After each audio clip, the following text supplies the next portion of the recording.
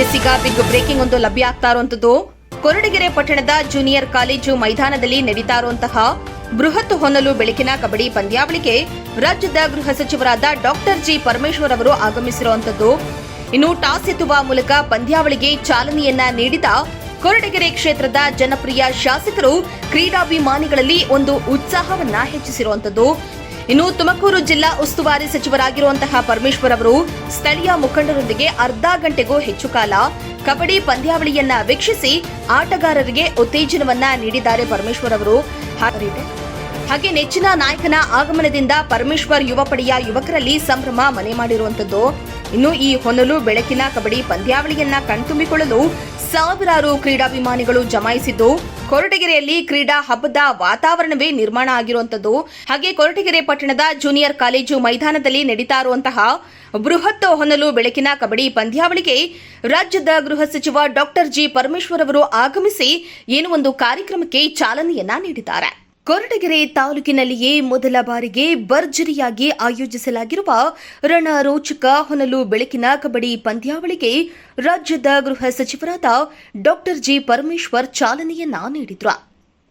ಇನ್ನು ಪಟ್ಟಣದ junior college ಮೈದಾನದಲ್ಲಿ ಆರಂಭಗೊಂಡಿರುವ ಈ ಬೃಹತ್ ಕ್ರೀಡಾ ಹಬ್ಬ ಇಂದಿನಿಂದ 3 ದಿನಗಳ ಕಾಲ ನಡೆಯಲಿದ್ದು ಕ್ರೀಡಾಭಿಮಾನಿಗಳಲ್ಲಿ ಅಪಾರ ಉತ್ಸಾಹ ಮೂಡಿಸಿದೆ. ಡಾಕ್ಟರ್ ಜಿ ಪರಮೇಶ್ವರ್ ಯುವ ಪಡೆ ಹಾಗೂ ಜಿಲ್ಲಾ ಅಮೆಚೂರ್ ಕಬಡ್ಡಿ ಸಂಸ್ಥೆಯ ಸಹಯೋಗದಲ್ಲಿ ಲೀಗ್ ಕಮ್ ನಾಕೌಟ್ ಮಾದರಿಯಲ್ಲಿ ಜಿಲ್ಲಾ ಮಟ್ಟದ ಪುರುಷರು ಹಾಗೂ ಮಹಿಳೆಯರ ಕಬಡ್ಡಿ ಪಂದ್ಯಾವಳಿಯನ್ನ ಆಯೋಜಿಸಲಾಗಿದೆ. ಈ ರಣರೋಚಕ ಕಬಡ್ಡಿ ಟೂರ್ನಿಯಲ್ಲಿ 16 ಪುರುಷರ ತಂಡಗಳು ಮತ್ತು 8 ಮಹಿಳಾ ತಂಡಗಳು ಕಣಕ್ಕಿಳಿಯಲಿದ್ದು ಪ್ರತಿ ಕ್ಷಣವೂ ಕಬಡ್ಡಿ ಆಟದ ರೋಮಾಂಚನ ಅಭಿಮಾನಿಗಳನ್ನ ಸೆಳೀತಾ ಇದೆ. ಇನ್ನು ರಾಜ್ಯದ ವಿವಿಧ ಜಿಲ್ಲೆಗಳಿಂದ ಆಗಮಿಸಿರುವ ಘಟಾನುಘಟಿ ತಂಡಗಳು ಭಾಗವಹಿಸುವಿಕೆಯಿಂದ ಕ್ರೀಡಾ ವಾತಾವರಣ ಮತ್ತಷ್ಟು ಕಂಗೊಳಿಸ್ತಾ ಇದೆ. ಇನ್ನು 3 ದಿನಗಳ ಕಾಲ ನಡೆಯಲಿರುವ ಈ ಕಬಡ್ಡಿ ಪಂದ್ಯಾವಳಿ ಕೊರಟಗೆರೆಯ ಕ್ರೀಡಾಭಿಮಾನಿಗಳಿಗೆ ಭರ್ಜರಿ ಮನರಂಜನೆ ನೀಡುವುದರ ಜೊತೆಗೆ ಯುವ ಕ್ರೀಡಾಪಟುಗಳಿಗೆ ಉತ್ತಮ ವೇದಿಕೆಯಾಗಲಿದೆ. ಇನ್ನು ಪುರುಷ ವಿಭಾಗದಲ್ಲಿ ಪ್ರಥಮ ಬಹುಮಾನವಾಗಿ 1 ಲಕ್ಷ ನಗದು ಹಾಗೂ ಪರಮೇಶ್ವರ್ ಕಪ್ ಅನ್ನ ನೀಡಲಾಗುತ್ತೆ. ಹಾಗೆ ದ್ವಿತೀಯ ಬಹುಮಾನ 75,000, ತೃತೀಯ ಬಹುಮಾನ 50,000 ಮತ್ತು 4ನೇ ಬಹುಮಾನ 25,000 ನಿಗದಿಯಾಗಿದೆ. ಹಾಗೆ ಮಹಿಳಾ ವಿಭಾಗದಲ್ಲಿ ಪ್ರಥಮ ಬಹುಮಾನವಾಗಿ 40,000 ನಗದು ಹಾಗೂ ಪರಮೇಶ್ವರ್ ಕಪ್ ಅನ್ನ ನೀಡಲಾಗುತ್ತೆ. ದ್ವಿತೀಯ ಬಹುಮಾನ 30,000, ತೃತೀಯ ಬಹುಮಾನ 20,000 ಹಾಗೂ 4ನೇ ಬಹುಮಾನ 10,000 ಘೋಷಿಸಲಾಗಿದೆ. ಇನ್ನು ಕ್ಷೇತ್ರದ ಯುವಕರು ಮತ್ತು ಮಹಿಳಾ ಕ್ರೀಡಾಪಟುಗಳಿಗೆ ಉತ್ತೇಜನ ನೀಡುವ ಉದ್ದೇಶದಿಂದ ಗೃಹ ಸಚಿವ ಡಾಕ್ಟರ್ ಜಿ ಪರಮೇಶ್ವರ್ ಅವರ ಮಾರ್ಗದರ್ಶನದಲ್ಲಿ ಈ ಬೃಹತ್ ಕಬಡ್ಡಿ ಪಂದ್ಯಾವಳಿಯನ್ನ ಆಯೋಜಿಸಲಾಗಿದ್ದು ಸಾರ್ವಜನಿಕರಿಂದ ಭಾರೀ ಮೆಚ್ಚುಗೆ ವ್ಯಕ್ತವಾಗ್ತಾ ಇದೆ. ಕೊರಟಗೆರೆಯ ಎಲ್ಲ ಕ್ರೀಡಾಭಿಮಾನಿಗಳಿಗೆ ಮೊದಲನೇದಾಗಿ ನಾನು ಅಭಿನಂದನೆಯನ್ನು ಸಲ್ಲಿಸ್ತೇನೆ. ಇವತ್ತು ಕೊರಟಗೆರೆಯಲ್ಲಿ 2026ರ ಕಬಡ್ಡಿ ಪಂದ್ಯಾವಳಿಯನ್ನು ಆಯೋಜನೆ ಮಾಡಿದ್ದಾರೆ. ಅದಕ್ಕೆ ಪರಮೇಶ್ವರ್ ಕಪ್ ಅಂತ ಹೆಸರಿಟ್ಬಿಟ್ಟಿದ್ದಾರೆ. ಮೊದಲನೇದಾಗಿ ನನ್ನ ಎಲ್ಲ ಆತ್ಮೀಯ ಕ್ರೀಡೆಯನ್ನ ಸಂಘಟನೆ ಮಾಡಿ ಇವತ್ತಿಷ್ಟು ಬಹಳ ಅದ್ದೂರಿಯಾಗಿ ಆಯೋಜನೆ ಮಾಡಿರ್ತಕ್ಕಂಥ ಎಲ್ಲ ನಮ್ಮ ಹುಡುಗರು ವಿನಯ್, ಅರವಿಂದ್, ಮಹೇಶ್, ಅಮರು, ಇನ್ಯಾರು ಗೋಪಿ, ಇಲ್ದಿರೋರ್ನೆಲ್ಲ ಹೇಳ್ಬಾರ್ದು. ಯಾರು ಈ ಕಬಡ್ಡಿ ಗೊತ್ತೇ ಇಲ್ಲ ಅವ್ರಿಗೆ ಹೇಳ್ತಾರೆ. ಎಲ್ಲ ಯುವಕ ಸ್ನೇಹಿತರು ಈ ಒಂದು ಪಂದ್ಯಾವಳಿಯನ್ನ ಇಷ್ಟೊಂದು ವಿಜೃಂಭಣೆಯಿಂದ ಆಯೋಜನೆ ಮಾಡಿದ್ದಾರೆ. ಅವರಿಗೆ ವಿಶೇಷವಾಗಿ ಅಭಿನಂದನೆಯನ್ನು ಹೇಳುತ್ತೇನೆ. ಈಗಾಗಲೇ ಕೊರಟಗೆರೆಯಲ್ಲಿ ಮತ್ತು ತುಮಕೂರಿನಲ್ಲಿ ಕ್ರೀಡೆಗೆ ಅತಿ ಹೆಚ್ಚು ಪ್ರೋತ್ಸಾಹವನ್ನು ಕೊಟ್ಟಿದ್ದೇವೆ.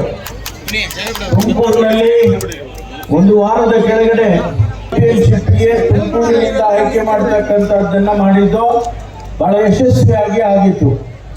ನಾಳೆಯಿಂದ ಇಂಟರ್ನ್ಯಾಷನಲ್ ಟೆನ್ನಿಸ್ ಅಸೋಸಿಯೇಷನ್ ಅವರು ಸುಮಾರು 100 ಜನ ಮಹಿಳಾ ಟೆನ್ನಿಸ್ ಪ್ಲೇಯರ್ಸು ಒಂದು 20-30 ದೇಶಗಳಿಂದ ಬಂದು ನಾಳೆಯಿಂದ ಟೂರ್ನಮೆಂಟ್ ಪ್ರಾರಂಭ ಆಗ್ತಾ ಇದೆ.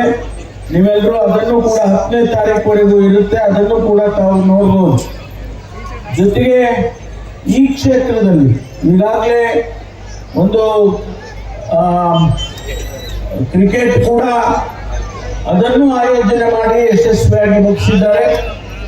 ಮತ್ತು ಶಟಲ್ ಬ್ಯಾಡ್ಮಿಂಟನ್ ಕೋರ್ಟ್ ತಯಾರಾಗಿದೆ. ಇನ್ನೊಂದು ಬಹುಶಃ ಇನ್ನೊಂದು ವಾರ ಅಥವಾ 10 ದಿವಸದಲ್ಲಿ ಅದಕ್ಕೆ ಚಾಲನೆ ಸಿಗ್ತದೆ.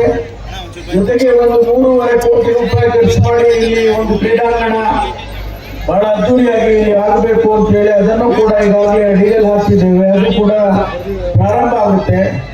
ಇವತ್ತು ನನಗೆ ಬಹಳ ಸಂತೋಷ ಏನು ಅಂತ ಹೇಳಿದ್ರೆ, ಸುಮಾರು 16 ತಂಡಗಳು, 16 ಪುರುಷರು, 16 ಮಹಿಳೆಯರು, ಈ ತಂಡಗಳು ಇಲ್ಲಿ ಕೊರಟಗೆರೆಗೆ ಬಂದು ಭಾಗವಹಿಸಿದ್ದಾರೆ. ಅವರೆಲ್ಲರಿಗೂ, ಯಾರ್ಯಾರು ಭಾಗವಹಿಸಿದ್ದಾರೆ ಅವರೆಲ್ಲರಿಗೂ ಕೂಡ ನಾನು ಅಭಿನಂದನೆಯನ್ನು ಸಲ್ಲಿಸ್ತೇನೆ.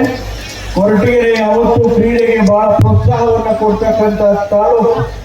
ಆದ್ರಿಂದ ಇಲ್ಲಿ ಇನ್ನೂ ಹೆಚ್ಚೆಚ್ಚು ಕ್ರೀಡಾಪಟುಗಳು ಉತ್ಪತ್ತಿ ಆಗಬೇಕು, ಇನ್ನೂ ಹೆಚ್ಚು ಕ್ರೀಡೆಗೆ ಪ್ರೋತ್ಸಾಹವನ್ನು ನಾನು ಕೊಡ್ತೇನೆ ಅಂತ ಹೇಳಿ ನಾನು ಈ ಸಂದರ್ಭದಲ್ಲಿ ಹೇಳಲು ಬಯಸ್ತೇನೆ.